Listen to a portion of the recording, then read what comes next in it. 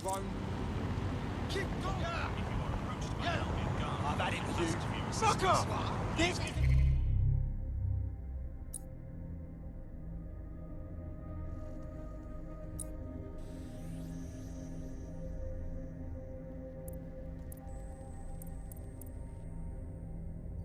I'm Claire Waters, and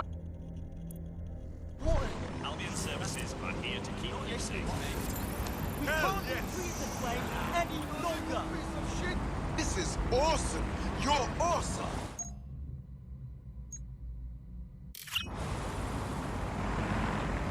Fucking robots here. Right. Done, drone!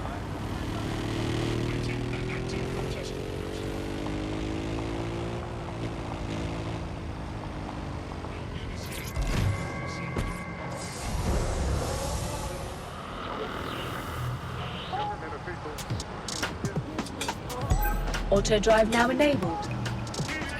Auto drive now disabled. This is London Calling.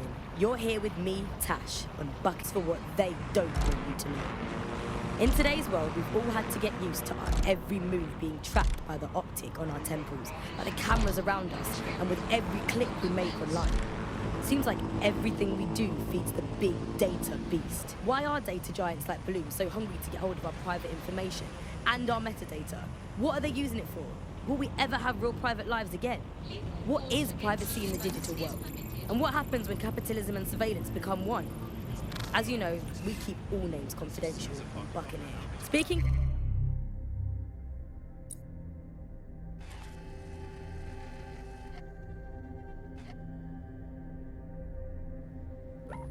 From a secure location, here's new technology strategist Charles, who worked all over the world trying to keep democracy strong in the face of the data assault.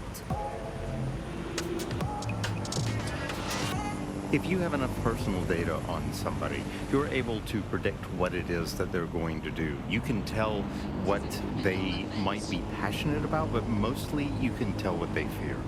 And if you can tell what someone fears, then you can manipulate them and you can move them in particular directions.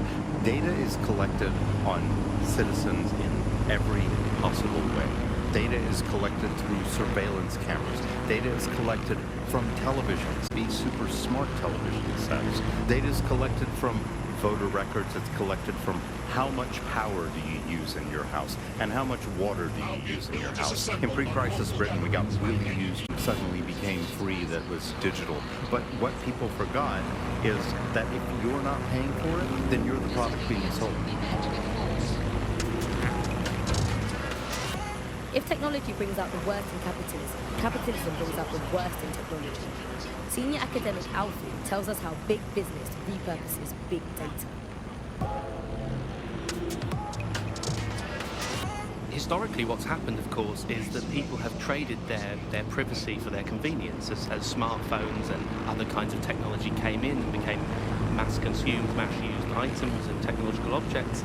Gradually, people were so attracted to the affordances of these technologies that privacy kind of retreated into the background and into a state we've got now where it's essentially gone.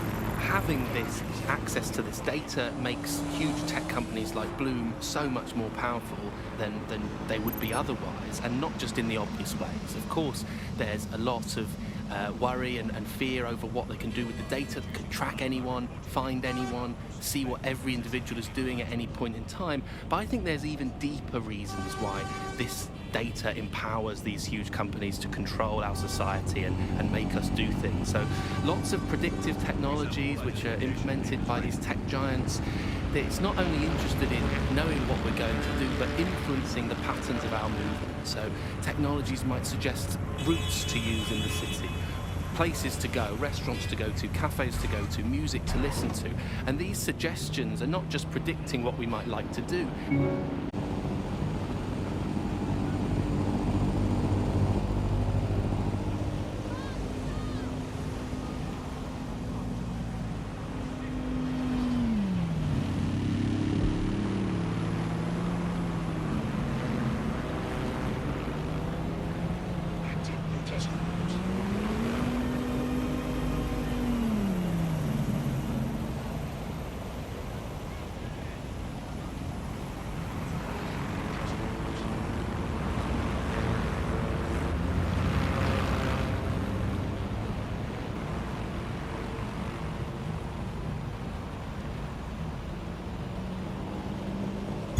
Auto drive now enabled.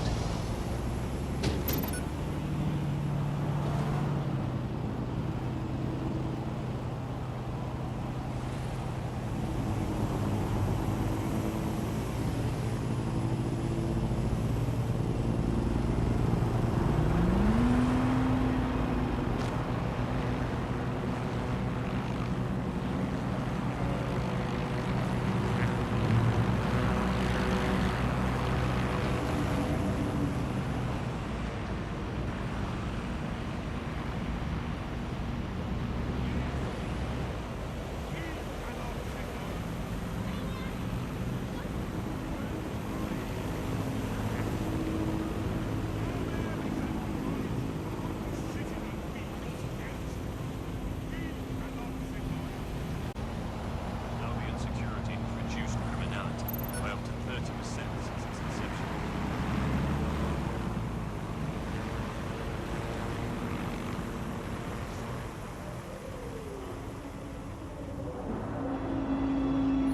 Auto drive now disabled.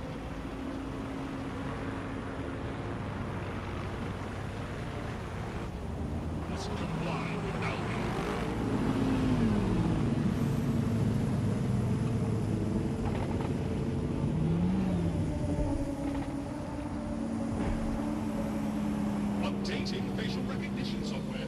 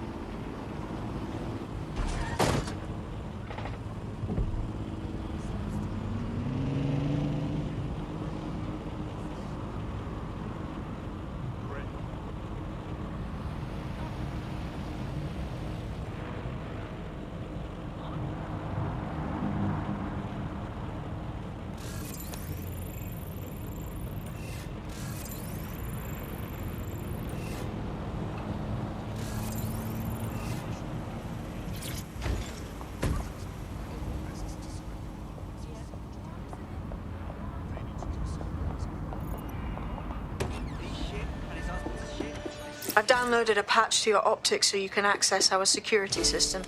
It's set up so that I can't just let someone who isn't DedSec in. You'll have to do the manual override. I'm not thrilled about getting my hands dirty, but I suppose one does what one must. Everybody just relax.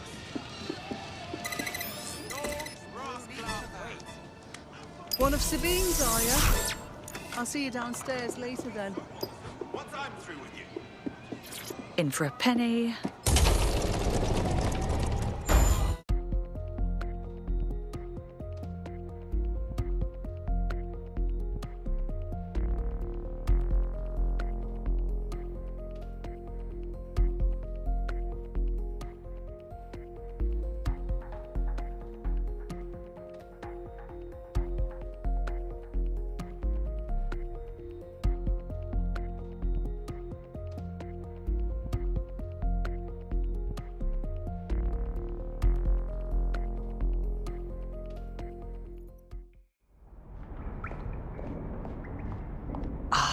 A dank, pitch-black cellar. Just what I was hoping for.